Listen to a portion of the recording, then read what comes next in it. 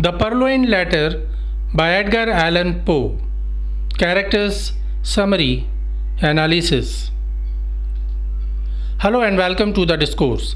The Purloined Letter was a short detective story written by Edgar Allan Poe that was first published in 1844. In 1845, the story was then republished in the short story collection Tales by Edgar Allan Poe. The meaning of purloined is to appropriate wrongfully and often by a breach of trust. Thus, the Purloined Letter is a letter of importance whose content may cause huge controversy, mutiny, or disgrace to the royal king, and that letter has been stolen. Characters of the Purloined Letter. The story is again told by the unnamed narrator, who is a close friend of C. Auguste Dupin, a private detective and roommate of the narrator. Monsieur G is the prefect of the Paris police who often seeks help from Dupin in various criminal cases, though he is not very favorable to Dupin. Minister D is a clever and cunning minister who steals a letter of importance with the intent to blackmail the owner of that letter and outperforms the Parisian police that tries to retrieve the letter. The unnamed royal lady is the owner of that letter of importance, who is presumably the Queen of France. Summary of the Purloined Letter. The story begins as the narrator is enjoying his leisure time in Paris along with his friend C. Auguste Dupin. The narrator is still thinking about the brilliance of his friend Dupin and how he applied reason to solve the mystery of the murders in the Rue Morgue. One evening, the prefect G knocks on the door of the narrator's apartment and calls for Dupin. They invite him in and the narrator lights a candle. Monsieur G informs that he visited to discuss a case with Dupin. Dupin then extinguishes the candle as he believes that good thinking is better done in the dark. Also, he doesn't want any outsider to notice that the prefect is discussing official work with him. Prefect G says that the case is very simple yet very odd and the police are finding it difficult to solve it. Dupin suggests that the simplicity of the case might be the reason for the difficulty in the solution. Monsieur G says that if the narrator and Dupin swear secrecy, he is willing to discuss the case. The narrator and Dupin agree to it. The prefect says that a letter of importance has been stolen and the police know who stole the letter. He says that the letter belonged to a certain royal lady of high regard. When she was reading it first, Minister D visited the royal apartments for some official job and he noted the contents of the letter of importance. Minister D understood the seriousness of the situation and he quickly produced a duplicate letter resembling the letter of importance. He left the duplicate letter next to the original one as he began to talk of Parisian affairs. After some time, he asked for permission to leave and before going out, he picked up the letter of importance in place of the duplicate one. The prefect says that now, when Minister D possesses that letter of importance, he is using its content to blackmail the royal lady. The prefect suggests that Minister D has yet not made the content of the letter of importance public, otherwise it might have caused certain circumstances that have not yet occurred, and that D must have it close at hand, ready to disclose at a moment's notice. Dupin agrees to it and questions if the police have searched the apartment of the hotel where Minister D is residing. The prefect informs that the minister's residence has been thoroughly searched without success. He recounts the search procedure, during which the police systematically searched every inch of the hotel. In addition, the letter could not be hidden on the minister's body because the police have searched him as well. The prefect says that he is willing to spend more time finding out the letter because he has been offered a huge reward in return. Dupin then asks for the physical description of the letter and then he suggests to the prefect that they should search the apartment of Minister D again. After 1 month, Prefect G visits the apartment of the narrator again and informs that they have yet not found the letter. He says that the royal lady is desperate to retrieve the letter as soon as possible and she has increased the amount of reward. The prefect says that he will pay 50,000 francs to anyone who obtains the letter for him. Dupin smiles at this and asks the prefect to write a check of 50,000 francs in his name. The prefect gets startled, but he writes the check on the spot.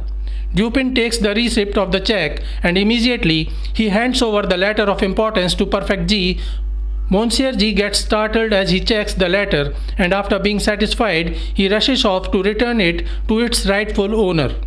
The narrator puzzlingly looks at Dupin, and then Dupin explains how he got the letter. Dupin says that the police have skilled investigators, but they work on their own principles, and this often leads to their failure.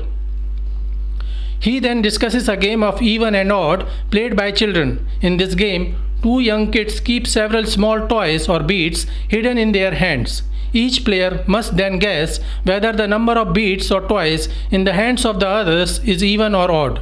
If the guess is right, the player gets one bead or toy from the other. If his guess is wrong, then the boy loses a toy or bead of his own.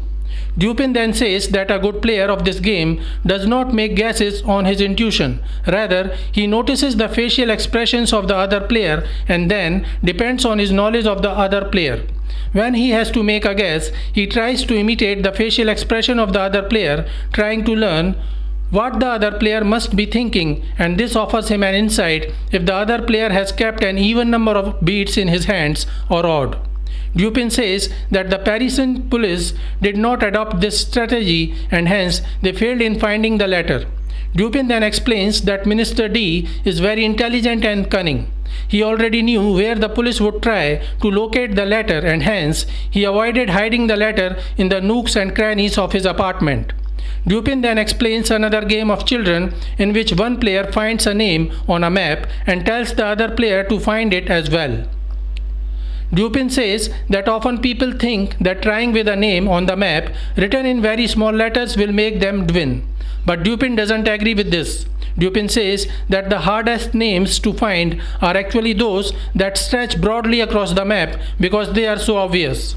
Dupin then informs the narrator that he visited Minister D's apartment and after surveying his apartment, he noticed the set of visiting cards hanging from the mantelpiece. Among those visiting cards, Dupin observed a letter that had a different exterior envelope that was previously described by the prefect.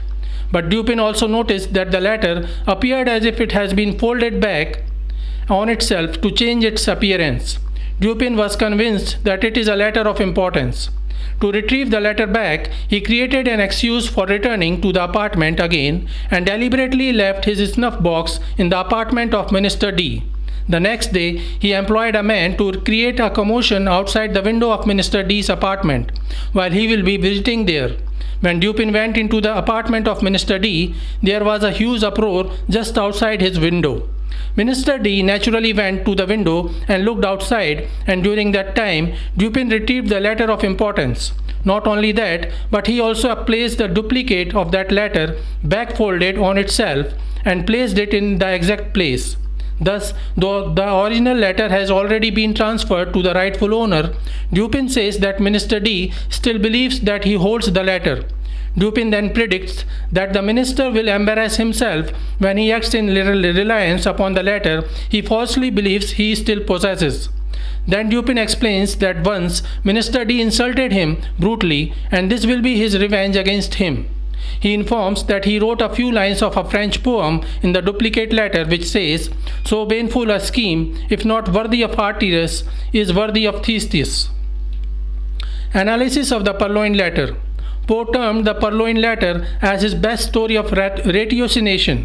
It was the third detective story by Poe that featured the recurring character of C. Auguste Dupin, the young French detective, and his friend the narrator. This story is different from the other two previous detective stories by Poe in the sense that though the previous stories involved gory, brutal murders, the elements of fear, the Purloined Letter doesn't involve any mutilation and gory crimes. Rather, it focuses on the relationship between C. Dupin and the French police and highlights the superiority of the savvy private eye of Dupin against the ineffectual established order. In the murders in the Rue Morgue, Dupin was not a professional detective, but he pursues the case for amusement and to help the clerk who once helped him. Furthermore, he was interested in revealing the truth. In the Purloined Letter, however, Dupin undertakes the case for financial gain and personal revenge.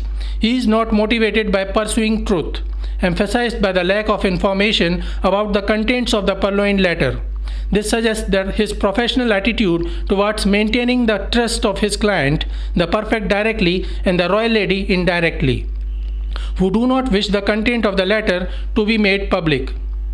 Dupin describes Minister D as very intelligent and cunning. He appears to be an equivalent opposite of Dupin. Still, Dupin outsmarts Minister D because while Dupin is principled and honest, Minister D is unprincipled and corrupt.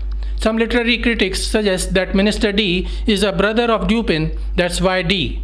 And that is why Dupin gave the example of Atreus and Thistis. In Greek mythology, Atreus was the king of Mycenae. His younger brother was Thistis. Thistis seduced Atreus' wife, Arope. When Atreus came to know about it, Thistis was outcasted. To revenge this, Thistis sent Plesthenes, Atreus' son, whom Thistis has brought up as his own, to kill Atreus, but the boy was himself slain, unrecognized by his father. When Atreus came to know about his son's murder by his own hands, he recalled Thistis to Mycene in apparent reconciliation. At a banquet, Atreus served Thistis the flesh of Thistis' own sons, from Atreus had slain in vengeance. The example suggests that Dupin is the elder brother of Minister D. So this is it for today. We will continue to discuss the history of American English literature. Please stay connected with the discourse. Thanks and regards.